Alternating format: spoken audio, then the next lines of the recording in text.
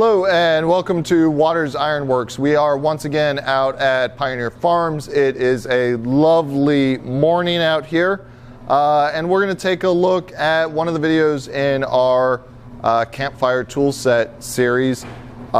This is one of the first things that I really learned to make as a blacksmith, and I love making them, and that is this nice little fire poker here. They're pretty quick to do. They are essential for maintaining and moving steel around in your fire. And you can knock these out pretty quickly. The only problem I've ever got with them is that my wife asks me how many fire pokers we actually need in our house. When we start getting above half a dozen fire pokers hanging from the fireplace, she makes me give them and sell them away. But I do think they are a ton of fun. So we'll look at making this. We're going to start here with the handle section. We're going to make kind of this fishtail scroll. I'll show you an easy way to do that. We'll create the handle, then we'll come over here and we will make the pointy end. So what I'm going to start with for this, and this is really kind of variable. You can use you know, whatever length you need, depends on how big your fire is going to be. I've got 40 inches of 3/8 inch round rod. And we're going to use that. So we're going to get one end of it hot, and we'll build up some material back here in order to make the fishtail scroll, and then we'll go from there. We've got our bar of steel good and hot on the end. There's a couple different ways that we could go about building up the mass that we need. What I did when I first started making these is I actually upset the steel back into itself. It took a long time, a lot of heat, but you can hammer on the end and just keep upsetting it until you shorten it and you get a good bulb of steel there on the end. A much faster way of doing this is bringing it over here to the anvil. I'm going to drop my hot cut in there. I'm going to lay, I don't know, 1.5 to 2 inches. Being very careful not to hit my hot cut. I'm just going to cut about I don't know, 80% of the way through. Well, what actually I need to do first is put a little scarf on this. So let's do that now.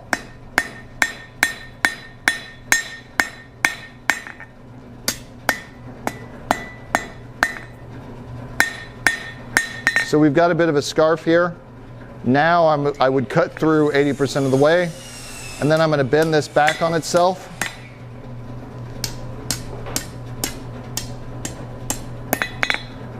So I've got this lined up. That scarf right there is going to make sure that I don't have a big line where my weld's going to be. And what I'm actually going to wind up doing is welding this whole section together in order to build up my material. Welding is a great way of building up material so that you don't have to start out with thicker steel. If you've got something like a power hammer, right, just start with a bigger bar, draw out the length that you need. But if I wanted to start with that big chunk on the end and then draw out a long thin piece by hand, it's a lot of work. It's not worth it. So we'll do that cut, fold it over, weld it up, and we'll have what we need. So we're going to get this good and hot and then weld it. You'll notice, again, mild steel, like I've said in some of my other videos, I don't worry about flux a whole lot. We're just going to get it hot and weld it together. I am up at welding temperature, hot steel.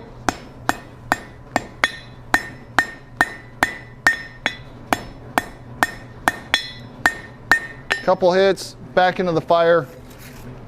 This weld, I'm going to work on spreading it out after I'm done welding it, so I really need to make sure I've got a good solid weld there so it's not going to split on me.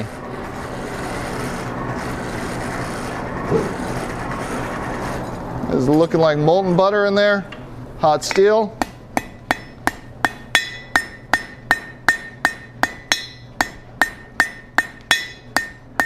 I'm going to take another pass at that. It's starting to look pretty good. Want to try and hit right down here at this joint on the next pass to make sure I'm getting that good and cleaned up.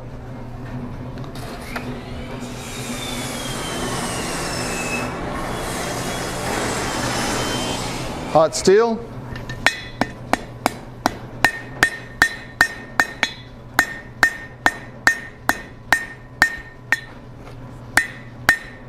think that looks pretty good. I'm going to come in now with the cross peen on the hammer.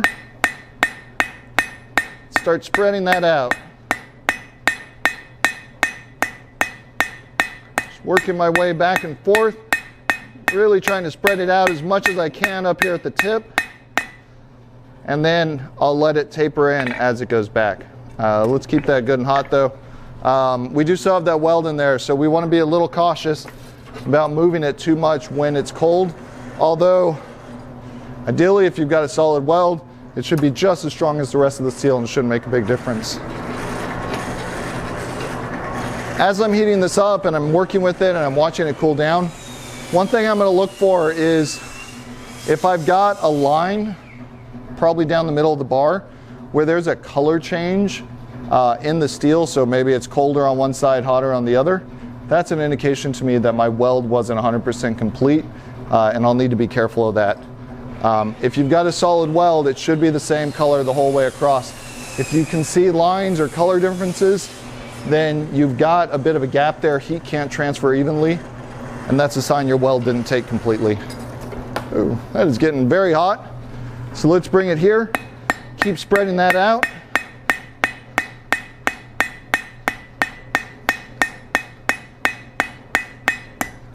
Get nice and thin, move that material as much as we can. Come back here a little bit. Kind of keep spreading that. That's looking pretty good. I'm going to come in, flip it over so that the hammered up side's toward the face of the anvil.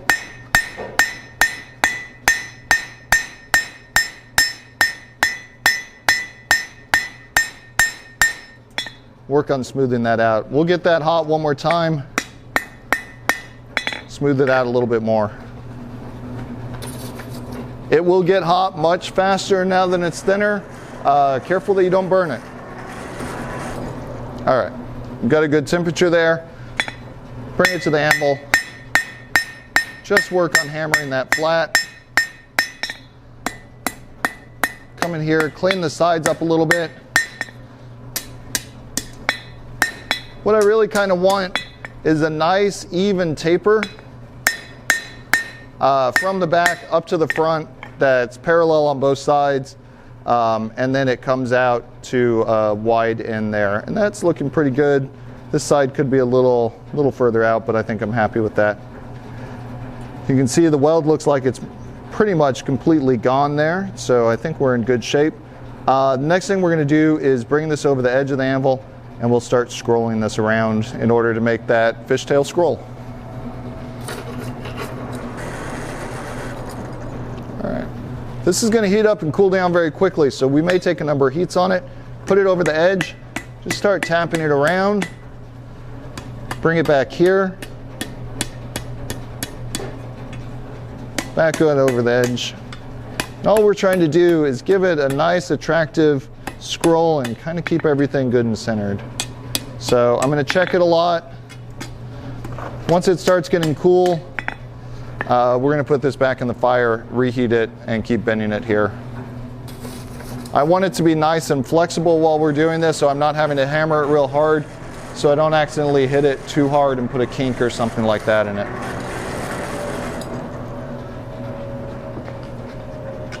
Knock it down a little bit more. Back up here, just keep working it around, checking it frequently.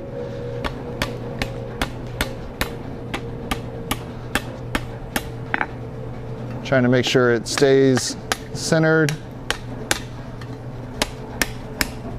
We're a little off, but that's okay. That is okay. I've got a little further up here, so I'll put this over the edge here, and I can just kind of tap that back, trying to keep it as supported as I can. And that looks pretty reasonable to me.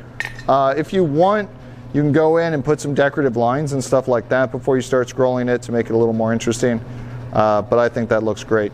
So I'm actually going to quench this off just so I keep it from getting too hot. And we want to come in and then heat up a section somewhere down here in the middle. So into the quench tub there.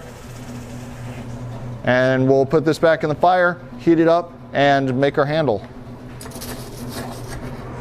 We've got this hot.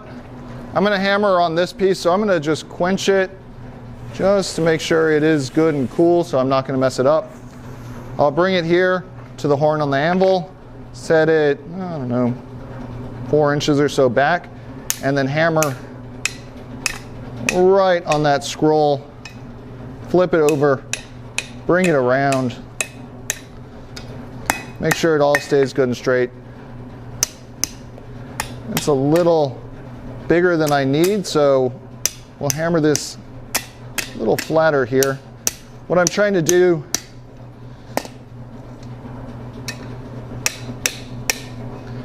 is get something that's going to be comfortable for me to hold in my hand. And this is going to depend a lot on who's going to be using this fire poker. I've got pretty big hands, so a lot of times I'll make these pretty big. If you've got somebody who's got smaller hands, you'll want to make them a little smaller. But all we're really doing is putting a bend in there and then bringing this back around, making sure they're in line. I do like to make sure, as you can see, we've got a little bit of a gap right there. That gives this handle a little bit of springiness while you're holding it. I think it's much more comfortable to hold if you've got that little bit of a gap, that springiness in there. Once we've got this, we're going to quench it and we'll be ready to work on the other side. You might be wondering, hey Philip, how come you made this handle in first instead of the spiky in first? Is there a specific reason for that? Some deep, mysterious blacksmithing techniques? And there isn't really. The main reason is that now I've got a handle to hold, and that's pretty comfortable, rather than having a spike to hold while I work on the handle. So make your handles first, make it easier while you're working on the steel. This other end is going to be very similar. We're going to put a point on this, put a knock in it, fold it back on itself, forge weld it, draw that back out into a point. We'll have this done in just a second. All right, we've got this good and hot, a little hotter than we need. I'm going to bring it here to the far edge of the anvil, put a point on it.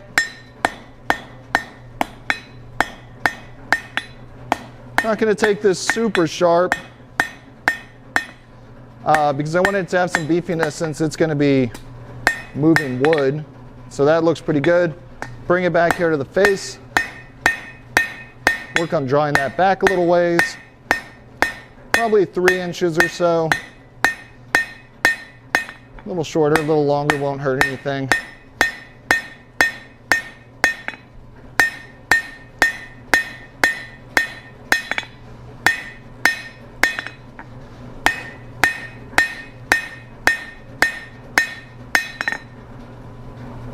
I think that looks pretty good there.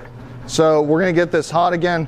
We're going to come in right here at the end of our taper, put a notch, and bend it back just like we did on the handle side.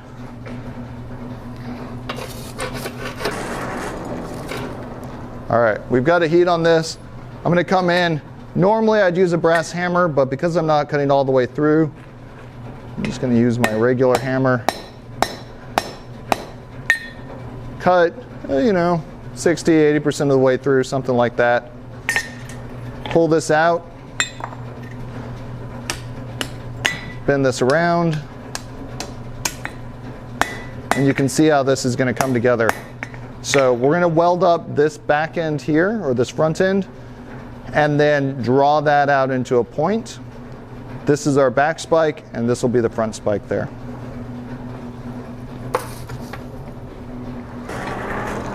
Hot steel. Couple hammer blows to set that weld. Back into the fire. We'll take 2, maybe 3 welding heats on this before we start drawing it out. We're going to be moving that steel a lot after the weld, so I want to make sure I've got a good weld in there and it's not going to split on me. Hot steel. Got that a little hot since I was talking. It's okay.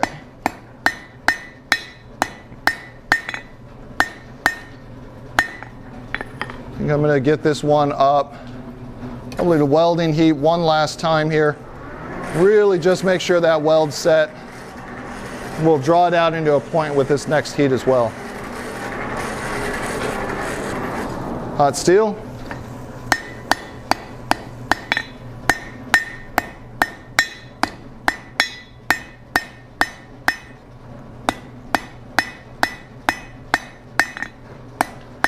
Bring it here to the far edge of the anvil, put a bit of a point on it.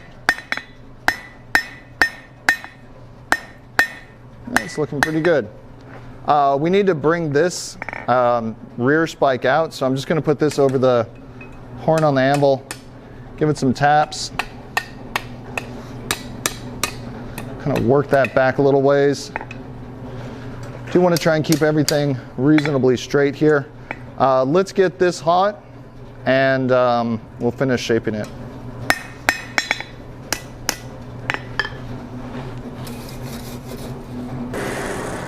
All right, we've got that hot.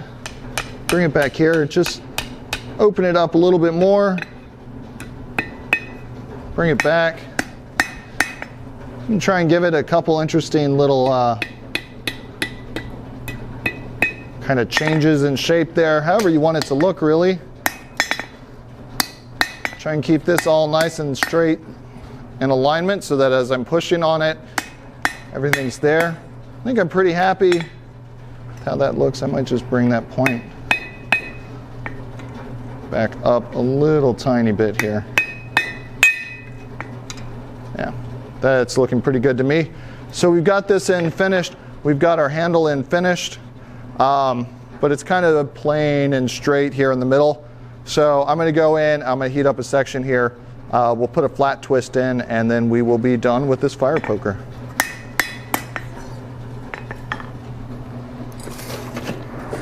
We've got that hot. I'm going to do a flat twist here, so I'm just going to take a section of it, hammer it kind of flat.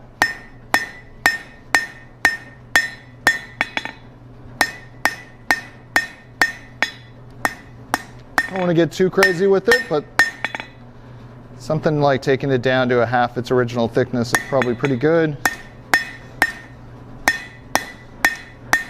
Try and make sure it's all nice and smooth, not too many hammer marks in there. We'll get this hot one more time, take it over to the vise and twist it.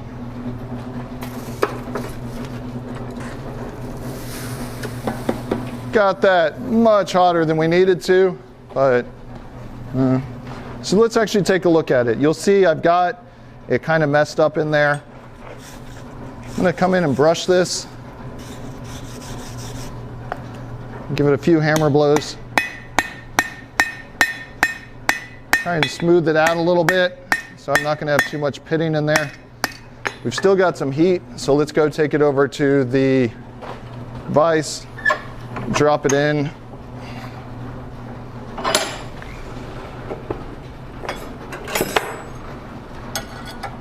Grab this, just twist this around here. This is a little colder than maybe it should be, but it'll be okay.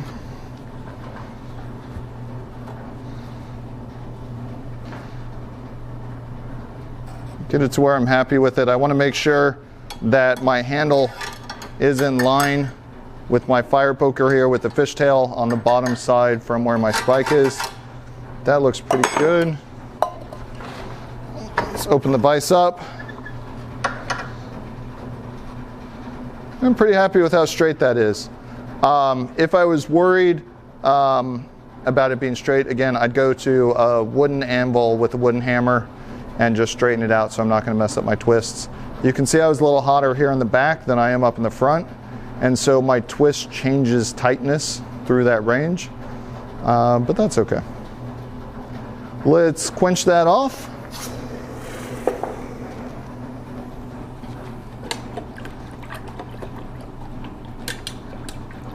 I'm going to flip it around, quench the handle in, just to make sure everything is nice and cool.